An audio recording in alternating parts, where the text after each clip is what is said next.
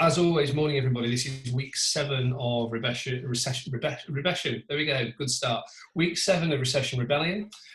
We are, as it's a Wednesday, we have a guest speaker with us today who I will introduce in a second.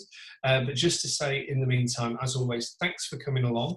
Purpose of Recession Rebellion is to try and give you a sort of short, sharp and very pleasant shock in the morning, to try and give you some new things to think about, new things to action in your day, and or for those of us on watching on catch up, those of us who are not able to join us this morning, good things to action whenever you have the chance to have a look at this. So Martin is here as well. He says hi this morning, and we are going to introduce our guest speaker in a second. It'll be our usual format, which is talking for she'll talk with us 10 or 15 minutes, and then we'll take some questions after. So without further ado, so we're joined this morning by the very, very lovely Judy who's joined us from Melbourne. So Judy, what time is it in Melbourne at the moment?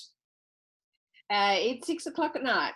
6 o'clock at night. So while I'm basically about a third of the way through my first cup of coffee of the day, Judy's at the end of her working day. So listen, thank you for coming, and always sort of vaguely exciting to have people dialing in from around the world to do these sorts of things. So Judy runs a company, was co-founder of a company called Roche Martin. So and they do a really, really interesting set of work, and she'll talk to us about this, around designing psychological assessments, particularly in the field of emotional intelligence. So we at Corporate Punk, I was saying this to Judy, have started to work fairly recently with Roche Martin, and actually brought their tool into one of the assignments that we were currently handling, and were staggered by the quality of the insight, but also the commercial impact that insight had on clients. So we are fans at Corporate Punk, and I'm sure, having heard her talk, you will be fans as well. So Judy, over to you.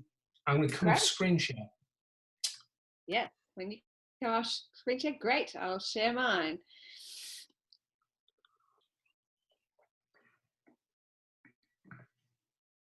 There we go. Well, it's wonderful to be here, and I'm not sure how I'm going to go in squeezing an hour-long message normally into 15 minutes, but I'll give it my best shot. So if I sound like I'm speaking fast, you'll know why. So in my working life, I've had a number of phases. I'm now in the latter end of my working life, but during that time, I've been a teacher, a school psychologist, a mother, a clinical psychologist, an executive trainer and coach, and more recently, in the last 20 years, a business owner. So along the way, I think I've learned a few lessons, a few of life's lessons along the way. And the one I particularly want to share with you today is about emotional intelligence, and to talk very briefly about that and resilience. So what is emotional intelligence? When we are asked that, and we ask that of corporates, they often think it's about being nice to people, empathy. It's so much more than that. Emotional intelligence, officially in a quote, would be emotional social intelligence, a cross-section of interrelated emotional and social competencies that determine how effectively we understand ourselves, others, and how we relate to them and cope with daily demands. So in short, it's about how you cope with your own emotions, how you deal with other people and their emotions, and how you cope with things like change and unexpected surprises like coronavirus. Now, the reason that this is such a fascinating subject is because neuroscience has taught us a lot, and this is going to be the briefest neuroscience you've ever got. When you get new information out there in the world, what happens with your brain? You take that information through your 5 senses, and it has to pass through the brainstem, which is here. And as that information goes to the rational part of the brain where you think and make decisions, it passes through the limbic system, which is the emotional brain. Now, what happens? A piece of information comes in, and this amygdala goes, is this safe information? Is this alert system? If the amygdala alerts, then you go into fight or flight, you get the hell out of there, or you do an action, and you do that without even thinking. But it also passes through the hippocampus. And this is where you store all your emotional memories and your emotional experience. So information passes through this emotional brain and then enters into the rational brain, where you decide what to do with that information. So we say that a person is emotionally intelligent when they have effective communication between their rational and emotional processing areas of the brain. And when they've got a broadband-like connection between and across these areas, then we say this person has high emotional intelligence.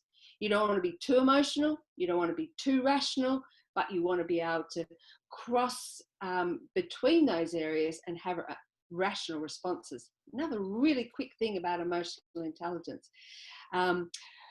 Here's a nice little formula. So your IQ is what gets you through school. If you've done really well in schooling and you've got good IQ, you might then go on and choose a career, let's say brain science, teaching, law. If you realize that you're a much more practical person, you get through school and you choose a trade. Then you do some kind of training, and this provides you with the technical skills. So your IQ gets you through school, your technical skills prepares you for an occupation. But once you're in that position and in that occupation, how well you're going to do is going to be maximized by your emotional intelligence. The way you manage yourself, the way you manage others, and the way you manage change. One more thing about emotional intelligence. This is what happens to emotional intelligence through the course of a lifetime. You start off with not too much, and as time progresses, you develop more emotional intelligence till about age 50. Very good reasons why it drops off after 50, and I'm way beyond that, so I know all about that. But the idea is, if you exercise something like emotional intelligence, you can develop it further, and you can continue to develop well beyond 50. So it's a bit like maturity, but there are certain sets of skills and competencies that you can actually learn. It's really important because emotional intelligence leaders with advanced levels of this are able to guide people to action and make them work efficiently by engaging the prime movers of behaviour, their emotions. The really good news about this is that emotional intelligence and its associated behaviours can be developed. In our work at Roche Martin, we've developed a tool that measures emotional intelligence, and these are the 10 competencies that make up the emotional capital model of what we teach.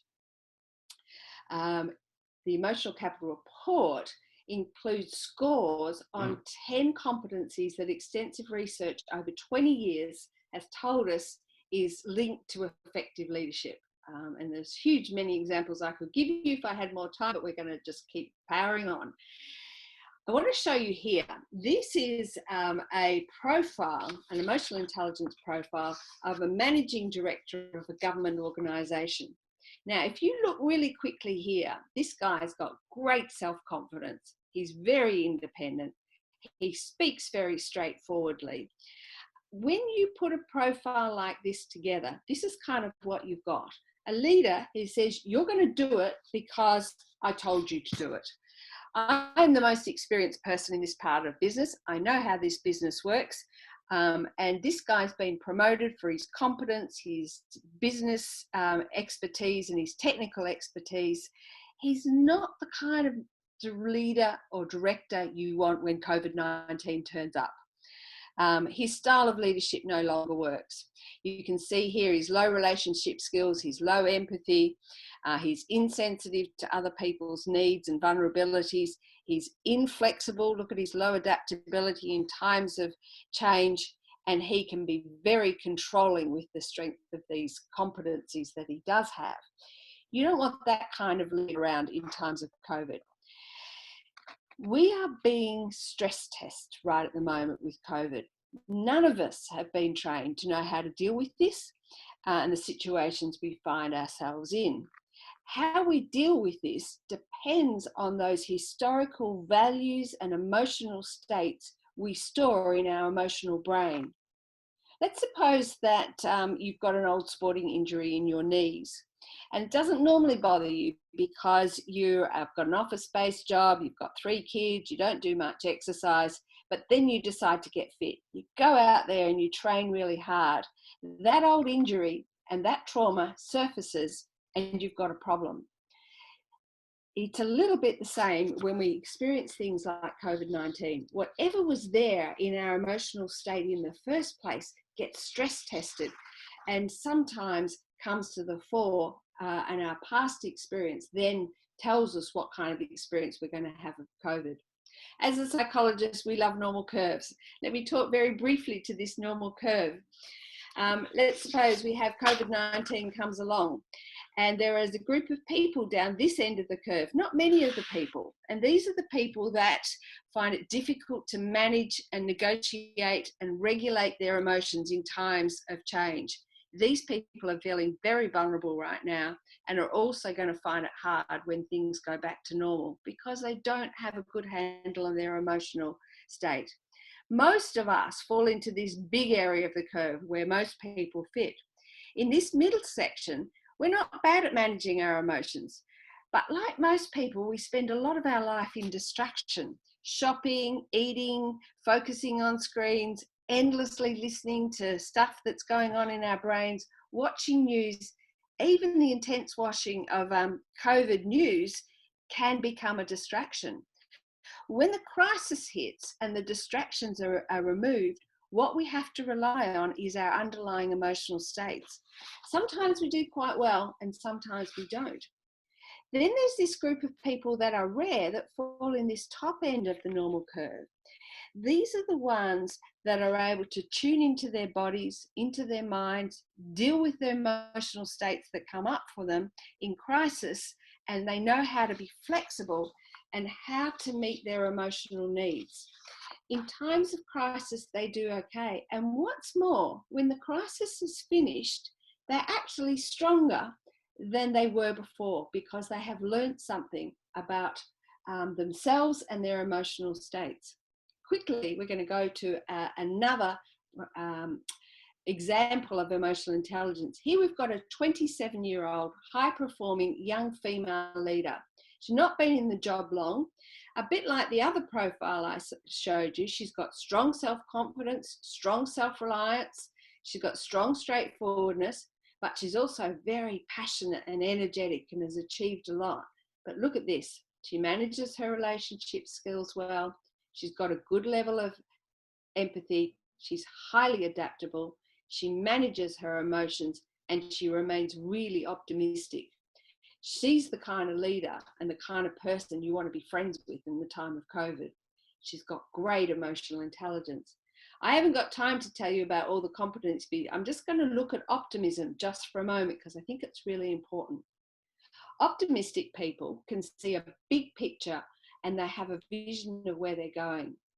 Optimism is characterized by 3 factors: and opportunity sensing, positive mood, resilience. Said I'd say a little bit about resilience to you today, so I want to just focus on that for a second. The essence of resilience is to do 3 things. See a benefit in every situation, especially when there's setbacks. Seek the valuable lesson in every problem or difficulty. And when the things get hard, focus on the task to be accomplished rather than the negative emotions such as disappointment or fear. So I want to put it to you, how are you going according to this kind of criteria in your lockdown time at home? What's been the benefit of the situation for you during this time? I think a lot of us have found that things that are important to us now were not important to us 2 months ago. Our world has changed and it's made us realize what is particularly valuable to our experience. For some of you, the benefit will be I've had time to spend with my family, I've got time to go for walks in nature, time to cook, time to create, do things that I don't normally do. For me, not having to commute every day has been such a bonus. I spend the first hour and a half of my day walking in nature. I get up at dawn and go for a walk. It sets me up for a day in front of a computer, quite frankly, but it's great to have that time. What about the valuable lesson that you've learned? Have you learned best lessons about yourself, about how you're going? For some of you, it might be, I realize now how much time I spend with spending things or just distracting myself at the shops. For some of you, the lesson might be, I realize how spending time with my family has been so difficult, but so valuable. And then finally, how have you focused on the task to be accomplished, whatever that task is for you, rather than focusing on negative emotions such as disappointment or fear? I think the thing is during this time is to be the best mother you can be, the best dad you can be, the best friend you can be, the best home-based worker you can be. And that doesn't mean to say that we get it all right at the time. It's just if we focus on the things that are important, we cannot get overwhelmed by the disappointment or fear. I wanted to say one thing about what does good resilience look like in this time? So a person who's really high in resilience, when things start to get stressful, they actually recognize, I'm pretty stressed right now. I need to do something about this. So what I need to do is just to stop doing what I'm doing and focus in on my emotions. Let me have some space to get in tune with what my emotions are right now so that I can pay attention to it, be kind to myself. And then once I realize what's going on for myself, now I need to get back on the boat and get less stressed. So maybe I need to go for a walk. Maybe I need to phone my friend. Maybe I need to do some meditation, do some yoga, do something that brings me back into my state of calm. And then this person who's very resilient, once they've re-established their emotional state, can then get on with the task to be accomplished. That's good emotional intelligence. Another important thing about optimism and emotional intelligence is that optimistic leaders have a talent for maintaining and promoting a positive mood. You know, when you're at work and you're around somebody who is really depressive and really negative, that mood just kind of invades the whole workplace. Now, you may not be in a workplace at the moment, but you certainly are having conversations via Zoom and other things. And your mood, even in those settings, can impact people around about you. And if you're responsible for those people, then the highly emotional, intelligent leader makes sure that they keep the mood light so that their people are working productively and they have that feeling of success because people are being positive. The final thing about emotional intelligence that I can say in 15 minutes, not very much time to give you an introduction, but emotionally intelligent leaders are able to adapt their thinking, feeling and actions in response to changing circumstances. Flexible leaders are tolerant of others, receptive to new ideas and to new conditions, workplace conditions, and are considering different points of view. We say that emotionally intelligent leaders are champions of change. And more than ever, we know that change is not going to go away. We've had this huge interruption to our life that's brought great change and hopefully now opened us up to finding what emotional resources we have as change comes along in the future and we continue to live, work and breathe with those changes. Okay, so I think my 15 minutes of chat is up and now I'm going to go back to Phil and see what questions you people have for me at this point in time. So that's brilliant, Judy. Thank you very much. Before we throw over to Martin to to handle the questions for us, I had a question for you, which to what extent in your work do you see that people's perceived emotional intelligence and their actual emotional intelligence diverge? And are there any strategies for people who have to manage people whose self-image is quite divergent from the reality that you would recommend? That's a really, really good question, and it comes up all the time. We find that some people, when they do an emotional intelligence assessment of themselves, actually present their ideal emotional intelligence self. They know what it looks like, and they kind of say, well, I think I'm doing pretty good in this. I believe in self-confidence. I believe in relationship skills. I think I'm optimistic. And then when they do a 360 where they're rated by other people, sometimes there's a big gap between how they perceive themselves and how other people perceive them. But long story short, but when we sit down and open that conversation up and look at those differences, we can often start to reconcile why that is. On the other hand, I have equally number of people who give themselves a really hard time and say, I don't think I'm very confident. I don't think I'm very good at relationships. I don't think I'm very optimistic. They get feedback from others and they're going, oh, yes, you are. You're just playing yourself down. So it's the conversations that we love to have as coaches to bring that into alignment between how I see myself on these skills and how others see me. Wonderful. Thank you, Judy. Question for you. How can you build resilience in people? Is it something people develop over time through circumstances, or are you born with it? Can it be trained? Okay. Oh, another really good question. So, yeah. So, a little bit all of the above. So we know that things like emotional intelligence, as with all intelligence, is partly inherited. So you may be born with a sort of optimism in your genes, a little bit of resilience in your genes.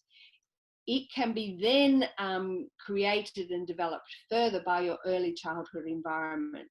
In order to be resilient as small children, we need a favourable early childhood environment. But it's really interesting when you look at the studies. Some kids have been brought up in the most harshest early childhood environments, but somehow have been on that level of the curve where they've been able to overcome it and they've become very resilient. So resilience can be learned early in life, but it can also be learned later on. You have to kind of be able to put yourself into an uncomfortable situation, learn what are the emotional skills to deal with it, and then be very focused on the tasks that you need to achieve.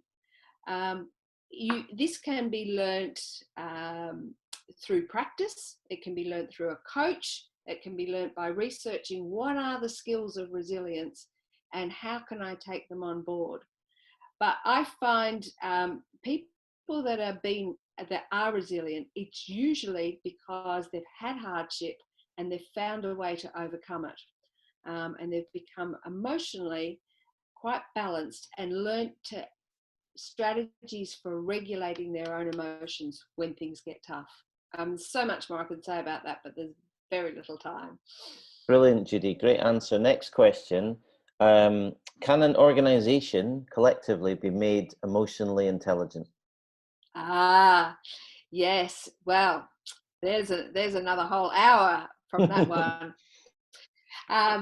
We have actually got some data to show that yes, it can. We have gone inside organisations and we've been given sufficient time to work from CEO level, executive team level down over a period of 6 months. It is possible to change the culture of an organisation. We have spent the last 3 years working with Sky Television and worked from probably the top 500 leaders.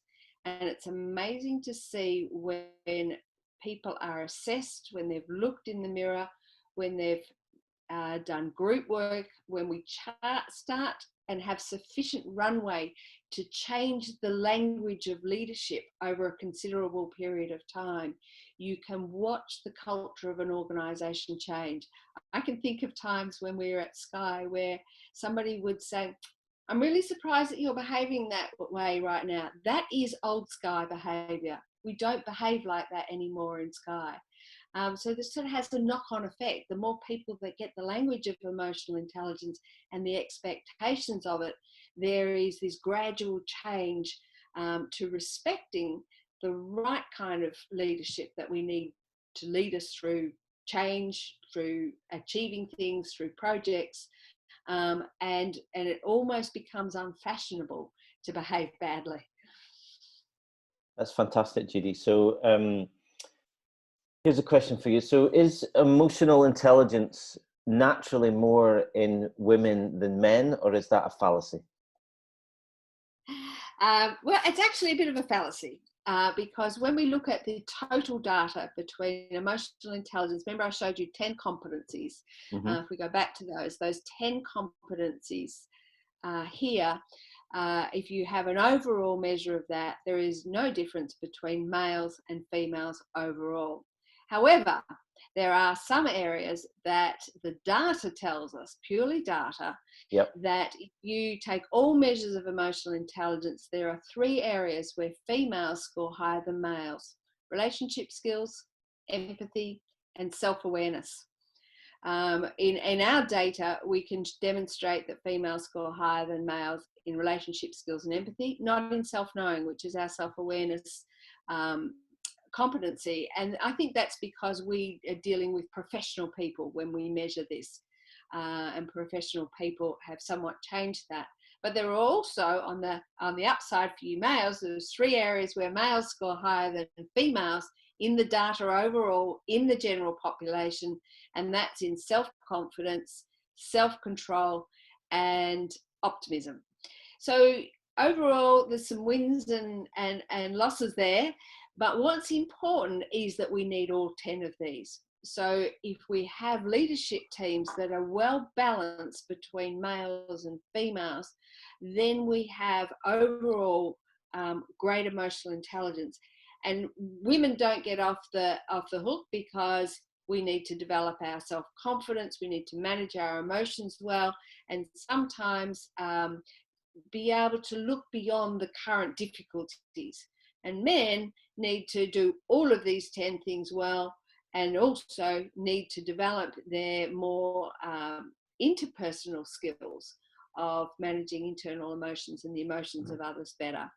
But overall, we're all held accountable on these 10 things. And if you have a good measure of these 10 skills, you'll be doing really, really well in life and in leadership. Absolutely brilliant, Judy. Phil, anything you wanted to add? No, I think that's great, and I think we're at time. But I just wanted to say a couple of things. I think it's firstly, thank you, Judy, very much indeed. It was extremely interesting to hear you talk, as I knew it would be when we put this morning together.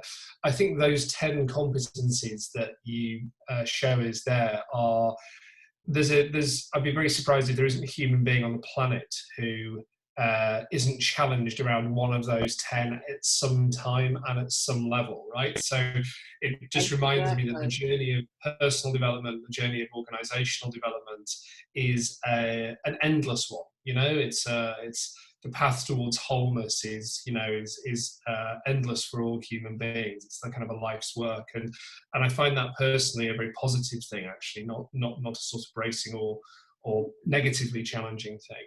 I also, what came up for me listening to you talk this morning was that thing around, you know who you are in a crisis, and you learn about who other people are in a crisis. And it's a theme that just keeps coming up in this Recession Rebellion webinars that we're doing, is just this sense of, you find out who you are when the heat is on, you know, and the profile you showed us of that individual, and just how poorly he would have reacted to some of this stimulus, that was sort of bracing in an interesting way if I've been thinking about, okay, how to coach and develop an individual through that. So I think very, very valuable work, and I thank you for that.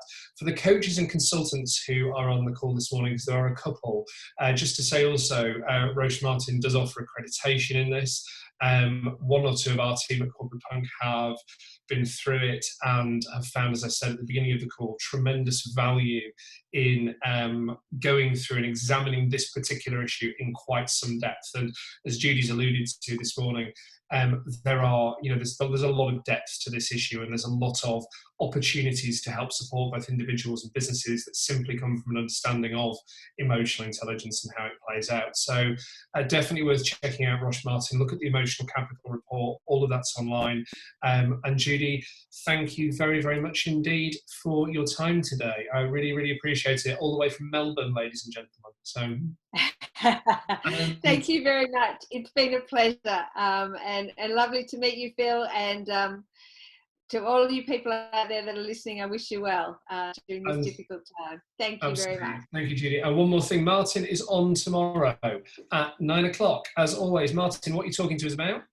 How to mug off crisis-generated stress and anxiety. So it should be fun. How to mug off crisis-generated stress and anxiety. It feels like one of those lines that if I'd had a drink, that would have been very difficult to say. Oh, we're definitely drinking tomorrow. To say at 9 o'clock tomorrow morning. That's been Recession Rebellion issue number 754,321. Nice to see you all, and we'll catch you in the morning.